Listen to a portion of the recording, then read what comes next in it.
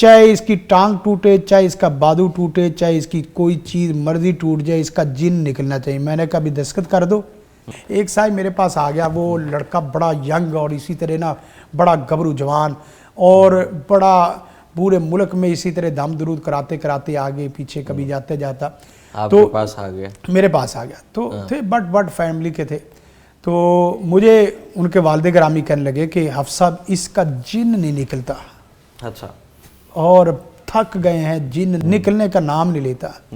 तो मैंने उसकी तरफ इस तरह करके देखा, तो मैंने कहा भी जिन तो कोई नहीं है, तो ये जन है। किसी को जिन होते हैं और किसी को जन होते है। तो मैंने कहा बट साहब इसी मजलिस में निकलेगा, ठीक है, और आइंदा कभी नहीं आएगा, वादा रहा।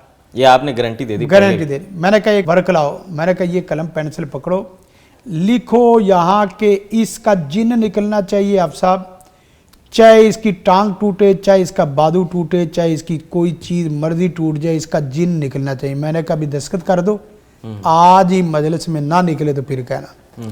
मैंने वो कड़ियल नौजवान कुछ साथी बच्चे इस तरह के होते, उनको बुलाया। मैंने कहा इसको ना कमरा नंबर 4 में ले जाओ और कुछ 2-4 स्टिके लो और कुछ 2-4 पैप लो, और इसके जिन बड़े खतरनाक हैं, आगे से हमला भी करते हैं। ठीक है, सही है, आपने भी अपना दिफाई निजाम मजबूत किया। हमला भी करते हैं और आमिलीन की पटाई भी, और वो भी कहते थे आमिलीन की ये पटाई कर देता है। तो मैंने कहा इसके जिन बड़े सियाने हैं और समझदार हैं, आमिलीन की भी पटाई कर देते हैं, लिहाजा इसको कमरा नंबर 4 में ले जाके ना खूब बाऊ बनाओ, और ला यासून अल्लाह मा अमरा व यफअलून मा युमरून वाली बात कि आंखें बंद करके इसकी कोई नहीं सुननी। इसने कहना मैं निकल गया हूँ, आपने कहना नहीं है तू। इसकी 2-4 बच्चे जिस वक्त पटाई करेंगे फौरी निकल जाए। उसने देखा भी, उन्होंने कहा चल उठो, अब लहजे में भी लाजमी बात है, अस्करी विंग वाली बात है। तो उन्होंने कहा चल भी उठ, चल कमरा नंबर 4 में। तो कहने लगा सर ओनली 1 मिनट प्लीज़, मुझे सेपरेट ना कुछ 2-4 मिनट ना आप दें। जिस वक्त मैं एक दफ्तर से दूसरे दफ्तर में हुआ, दूसरे दफ्तर में जाके कहने लगा कि सर लगता है आपको मेरा मसला समझ आ गया, मेरे अंदर कोई जिन नहीं है, कोई जिन नहीं है, मेरा मसला कोई जिन, घर वालों को ब्लैकमेल कर रहा हूँ बस। तो मेरा ये मसला है कि ये जहाँ शादी कह रहे हैं, मैं यकीन करें आप सब, आप भी यंग इंसान हैं और बाकी चीज़ों को समझते हैं, मेरा जहाँ ये शादी वाला प्रोग्राम बना रहे हैं, मेरे लिए वो जीते जी मरने का मुकाम है। तो आप ये मेरे मसाइल हल कर दें तो मैं खुश हूँ।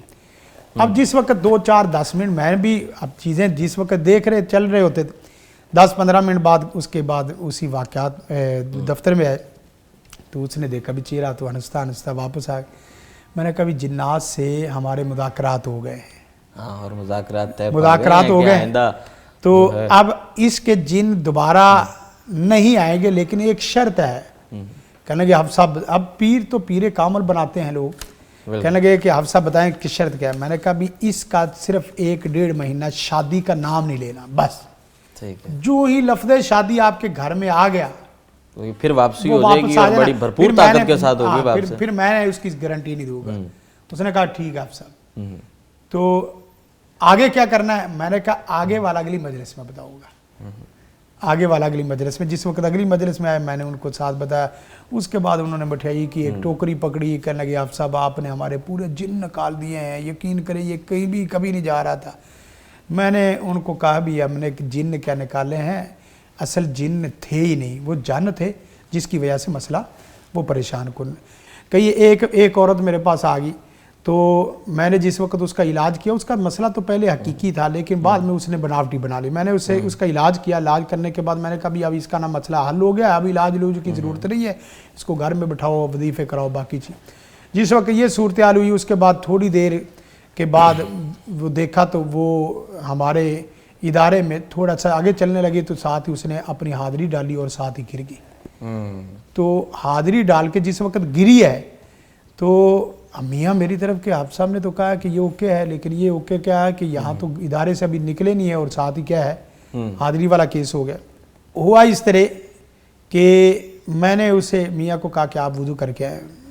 वज़ू करने के बहाने मैंने उसे भेजा। मैंने कहा देखे बच्चे, सच बताना है कि तेरे अंदर इस वक्त जीन नहीं है, ना जादू है, तूने ये क्यों हरकत की है?